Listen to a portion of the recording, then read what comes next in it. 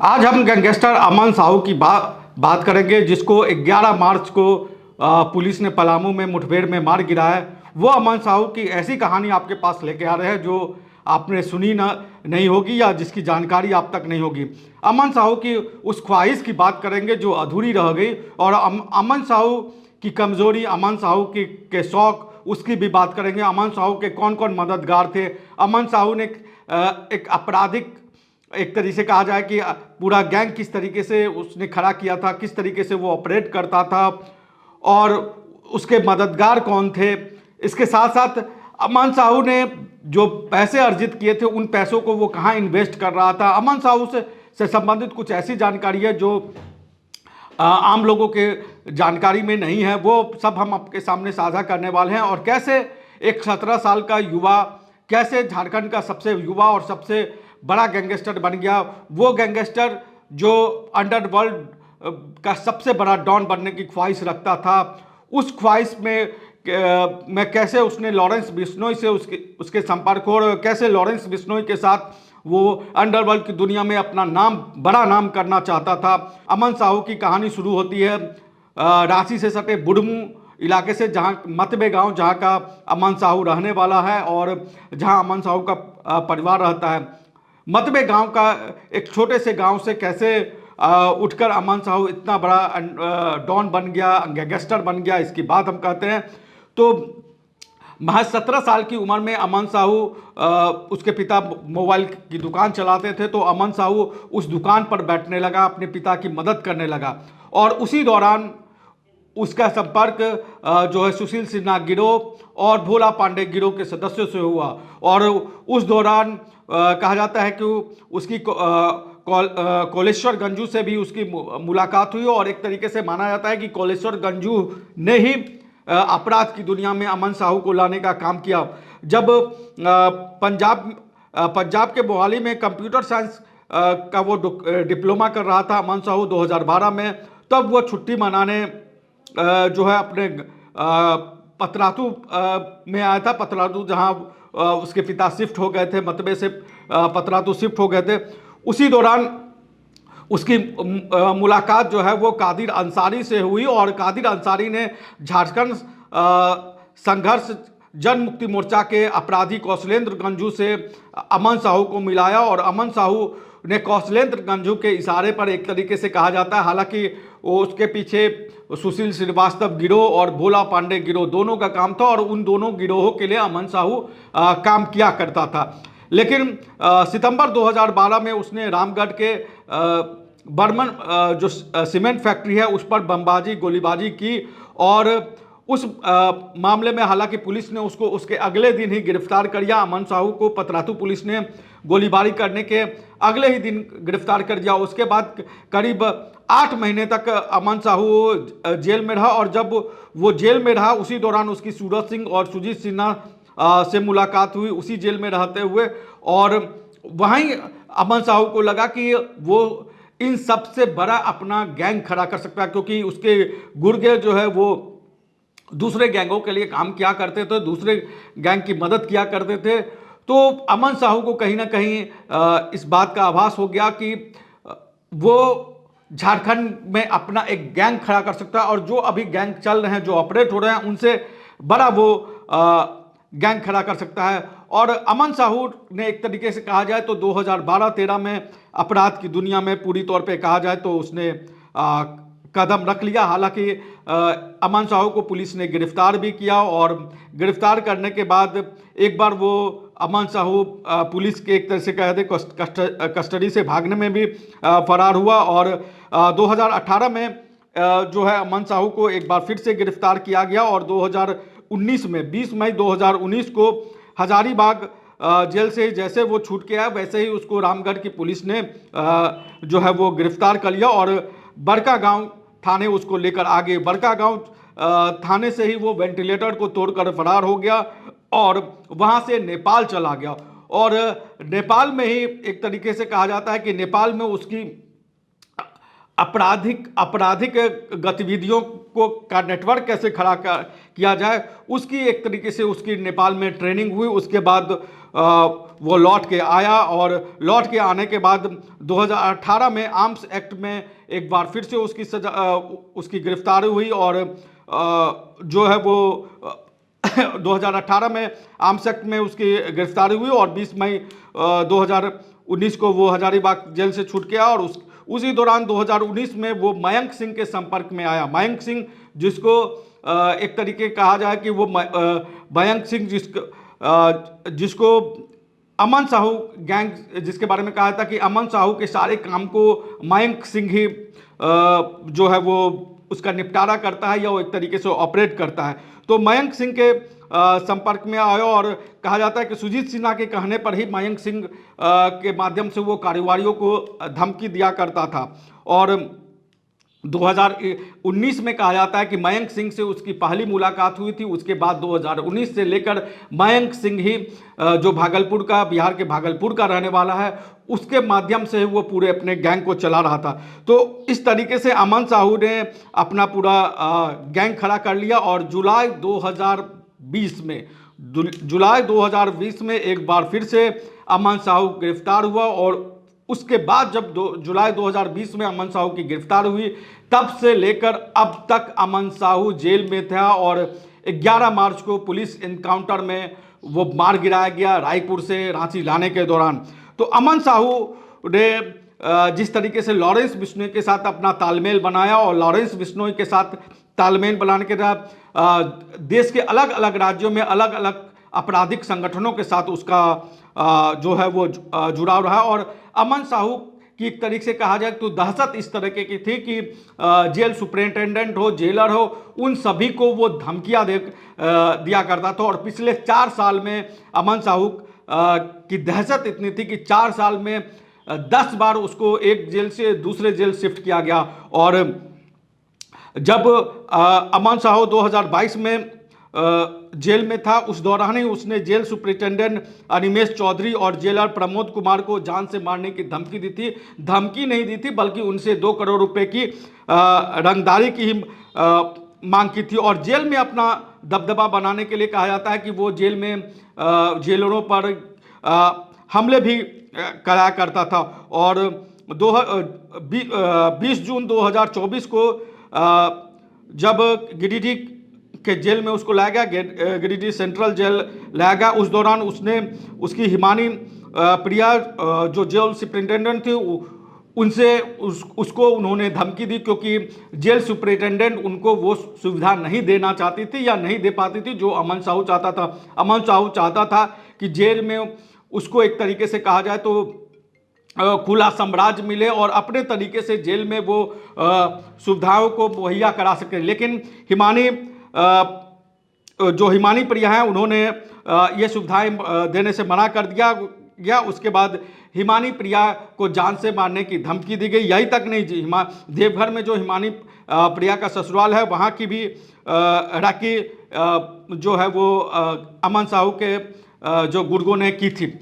उसके बाद जो है वो अमन साहू को गिरिडीह जेल से चाईबासा जेल शिफ्ट कर गया। तो हम आपको एक पूरा सिलसिला बताते हैं कि अमन साहू किस तरीके से लगातार उसके जेलों को बदला जाता रहा। तो एक पूरी फहरिस्त है, वो फहरिस्त जानना समझना बहुत ज़रूरी है कि किस तरीके से अमन साहू का एक तरीके से कहा जाए तो जेल में दबदबा था और वो कैसे 10 अलग अलग जेलों में पिछले 4 सालों में शिफ्ट हुआ। 29 अक्टूबर 2021 को उसे रांची से पाकुड़ जेल भेजा गया। 13 अप्रैल 2022 को उसे पाकुड़ से गिरिडीह जेल शिफ्ट किया गया। 23 जुलाई 2022 को अमन साहू को गिरिडीह से सिमडेगा जेल लाया गया। 17 सितंबर 2022 को अमन साहू को सिमडेगा से पलामू सेंट्रल जेल लाया गया मेदिनीनगर में। उसके बाद 24 नवंबर 2022 को उसको पलामू सेंट्रल जेल से दुमका जेल में शिफ्ट किया गया। 19 अगस्त 2023 को अमन साहू को दुमका से चाईबासा जेल में शिफ्ट किया गया। 11 अक्टूबर 2023 को अमन साहू को चाईबासा जेल से एक बार फिर से पलामू जेल भेजा गया। 20 जून 2024 को उसे पलामू जेल से गिरिडीह जेल लाया गया, जहां उसने जेल सुपरिटेंडेंट को धमकी दी। उसके बाद 21 जुलाई को उसको गिरिडीह जेल से चाईबासा जेल में शिफ्ट किया गया और 13 अक्टूबर 2024 को जो है चाईबासा जेल से रायपुर के सेंट्रल जेल में उसको ट्रांजिट रिमांड पर शिफ्ट किया गया, क्योंकि अमन साहू के ऊपर छत्तीसगढ़ में भी, रायपुर में भी 2 केस थे। तो किस तरीके से अमन साहू ने अपनी दहशत एक तरह से कहे कि कारोबारियों पर है, क्योंकि कारोबारियों और ठेकेदारों से वो रंगदारी लिया करता था, वो पैसे की उगाही किया करता था। उन पैसों की उगाही से वो अपना एक साम्राज्य उसने बना लिया था और उसने कई महिलाओं के नाम पर जो है फर्जी सोशल मीडिया अकाउंट्स बना लिए थे। उस अकाउंट्स के माध्यम से वो जो है वो रंगदारी के पैसे वसूलता था। वह उन वसूलियों किए हुए पैसे को वो एक नेपाल भी भेजता था। नेपाल में भी एक होटल में उसके कहा जाता है कि उसकी पार्टनरशिप है, वहाँ पर वो भेजता था। जब वो नेपाल में रहा था उसी समय उसकी राकेश गंजू से जो है वो मुलाकात हुई थी और राकेश गंजू और उसकी पत्नी के साथ मिलके जो है उसने आपराधिक गतिविधियों को बढ़ाया और इन्वेस्टमेंट किया। तो अमन साहू जो पैसे अलग अलग कहा जाए कारोबारियों से वो लेता था, उन पैसों को जो है वो आनंद सोनकर के माध्यम से, आनंद सोनकर जो अमन साहू का सहयोगी कहा जाता है, उसके माध्यम से उसने बैंक ऑफ बड़ौदा में एक खाता खुलवाया था, जिसमें वो रंगदारी के पैसे जमा करता था। उन रंगदारी के पैसे से वो अपने गुर्गों के लिए हथियार की खरीदता था, गुर्गों को पैसे देता था, उनके रिश्तेदारों को भी पैसा देता था और आर्म्स की सप्लाई किया करता था। जुलाई 2020 में रांची पुलिस ने जब अमन साहू को पहली बार गिरफ्तार किया था तो उसको होटवार जेल रखा था और उसी दौरान कहा जाता है कि उसकी सुजीत सिन्हा से मुलाकात हुई और कैसे अमन साहू एक तरीके से धीरे धीरे झारखंड और झारखंड के बाहर उसने अपना एक तरीके से साम्राज्य खड़ा कर लिया। दूसरे राज्यों में भी वो अलग अलग गिरोह से उसके संपर्क थे, जैसे कि राजस्थान, पंजाब, हरियाणा में जो मुख्य रूप से सक्रिय है लॉरेंस बिश्नोई, जिसने सलमान खान के घर पर हमला करवाया था, उसके संपर्क में था। उत्तर प्रदेश में हरिशंकर तिवारी जो उनके संपर्क में था या उनके लिए एक तरीके से काम करता था। रईस खान जो बिहार में है, सिवान जिला में वो होता है, उसका प्रभाव क्षेत्र माना जाता है। वहाँ उनके लिए उनको एक तरीके से हथियार की सप्लाई करता था, गुर्गों की सप्लाई करता था। तो अमन साहू ने किस तरीके से अपना नेटवर्क खड़ा किया और कैसे कि अमन साहू का दहशत किस स्तर पर था वो हमने बताया, लेकिन कुछ ऐसी ख्वाहिशें थी जो अमन साहू की नहीं पूरी हो सकी। उन ख्वाहिश के बारे में भी हम बताते हैं। अमन साहू चाहता था कि वो राजनीति की दुनिया में, क्योंकि उसने देखा कि किस तरीके से कई नेता जो आज की तारीख में नेता हैं और पहले उनका आपराधिक चरित्र भी रहा है, आपराधिक रिकॉर्ड भी रहा है, तो कैसे एक अपराधी एक राजनेता बनता है, उसको बहुत बारीकी से अमन साहू ने देखा समझा था। तो वो चाहता था कि वो अपराध की दुनिया से राजनीति की दुनिया में आ जाए और 2024 में जो झारखंड में विधानसभा चुनाव हो रहे थे, उस चुनाव में भी वो बड़का गांव सीट से अंबा प्रसाद के खिलाफ, जो कांग्रेस की उम्मीदवार थी, उनके खिलाफ वो चुनाव लड़ना चाहता था, लेकिन कोर्ट ने इसकी इजाज़त नहीं दी। हालांकि अमन साहू की मां ने अमन साहू के नॉमिनेशन को लेकर फॉर्म भी खरीद दिए थे, लेकिन वहाँ पर कोर्ट की इजाज़त नहीं मिली तो अमन साहू वहाँ से चुनाव नहीं लड़ पाया और अपनी राजनीतिक महत्वाकांक्षा को वो बड़े एक तरीके कहा जाए तो पुरजोर तरीके से उठाता था। इसलिए चाहे भी कोई भी पॉलिटिकल पार्टी के नेता हो झारखंड के, उनके जो प्रमुख नेता हैं, चेहरे हैं, उनको जन्मदिन की बधाइयाँ या कुछ इस तरह की बधाइयाँ वो आमतौर पर अपने सोशल मीडिया प्लेटफॉर्म पर दिया करता था और ये दिखाने की कोशिश करता था कि वो एक सामाजिक कार्यकर्ता है। तो उस तरीके से अपराध की दुनिया से वो अपने आप को धीरे धीरे राजनीति की दुनिया में शिफ्ट करना चाहता था, लेकिन उस मंशा में अमन साहू जो है वो पूरी तौर पे कामयाब नहीं हुआ। लेकिन कुछ अमन साहू की का शौक भी था। वो शौक कहीं ना कहीं उसको अपराध की दुनिया में या अपराध की दलदल में कहें तो उसको ढकेलता चला गया। एक शौक जो अमन साहू को था वो गहनों का शौक था। अमन साहू को गहनों का बहुत ज़्यादा शौक था। खास तौर पे ब्रांडेड कपड़े और जूतों का वो बहुत शौकीन कहा जाता था, और सफ़ेद जूते उसको खास तौर पे अमन साहू को पसंद थे। वो सफ़ेद जूतों को ज़्यादा पसंद करता था। जब उसको गिरिडीह जेल में शिफ्ट किया जा रहा था तो कहा जाता कि 12-13 जोड़ी जूते अमन साहू अपने साथ जेल में ले जाना चाहता था, लेकिन वहाँ पर जो जेल सुपरिटेंडेंट थे उन्होंने इतनी जूते ले जाने की इजाज़त अमन साहू को नहीं दी। तो कुछ ही जोड़ी जूते, 12-13 जोड़ी में से कुछ ही जोड़ी जूते अमन साहू ले जा सका। और ब्रांडेड कपड़ों के साथ साथ उसको नॉन वेज और ड्राई फ्रूट्स, ये दो चीज़ें को भी वो बहुत खाता था। नॉनवेज हालांकि वो जेल में खाता था, लेकिन जेल में चूंकि घर का खाना नहीं आ पाता था, और गिरिडीह जेल में जो विवाद अमन साहू का हुआ था जेल सुपरिटेंडेंट से, वो इन्हीं चीज़ों को लेकर हुआ था। वो चाहता था कि उसकी माँ उसके लिए रोज़ाना घर से खाना लेके आए, लेकिन उसकी इजाज़त जेल मैनुअल के हिसाब से नहीं दी गई थी। तो उसकी माँ ड्राई फ्रूट्स अमन साहू को दिया करती थी। और अमन साहू का जिस तरीके से पिछले कहा जाए तो 3-4 सालों में झारखंड में जिस तरीके से आतंक बढ़ा था, उस आतंक का आखिरकार अंत हो गया। और अमन साहू से जुड़े हुए ऐसे अनंत कहानियाँ। अमन साहू जो झारखंड में अलग अलग गैंग ऑपरेट होते हैं, या एक तरीके से कहा है अभी भी अलग अलग गैंग चल रहे हैं। उसमें से एक प्रिंस खान का, धनबाद का जो प्रिंस खान है उसका गैंग है। एक हजारीबाग जेल में बंद है विकास तिवारी, उसका गैंग है। और तीसरा जो अमन श्रीवास्तव है उसका गैंग है। लेकिन इसमें सबसे युवा और एक तरीके से कहा जाए तो अपने आप को नंबर 1 स्थापित करने में यह लगा हुआ था, वो पूरी तौर पे अमन साहू लगा हुआ था। और जो झारखंड के डीजीपी ने भी इस बात को कबूल किया था कि किस तरीके से ये गैंग जेल से इस पूरे धंधे को ऑपरेट कर रहे हैं, अवैध कारोबार को कर रहे हैं, लोगों से कारोबारियों से पैसे की वसूली कर रहे हैं, हत्या करवा रहे हैं। तो जो नंबर 1 गैंग कथित तौर पे था, या जो नंबर 1 अपराधी था, उसके सरगना को पुलिस मुठभेड़ में वो मारा गया।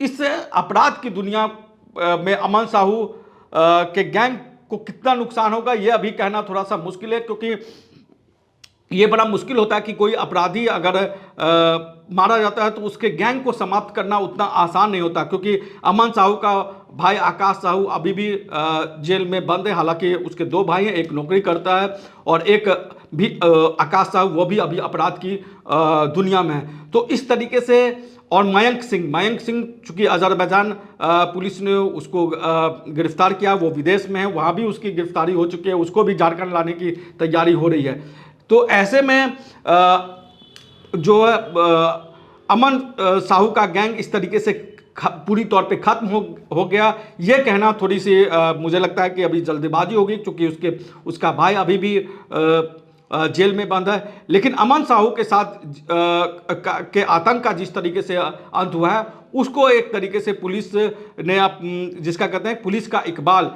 तो पुलिस का इकबाल एक बार फिर से झारखंड में जमाने की कोशिश की है। और ये बताया है कि जो इस तरह के अपराधी होते हैं उनका कहीं ना कहीं अंत होता है।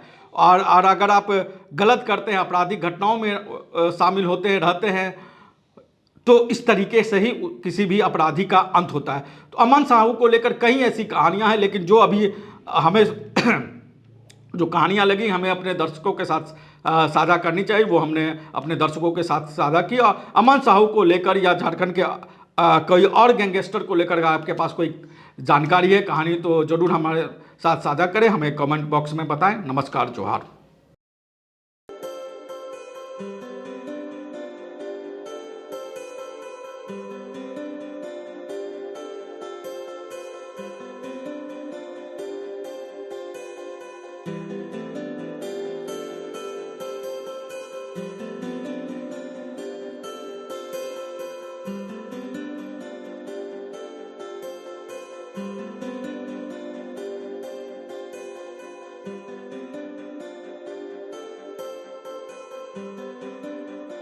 Thank you.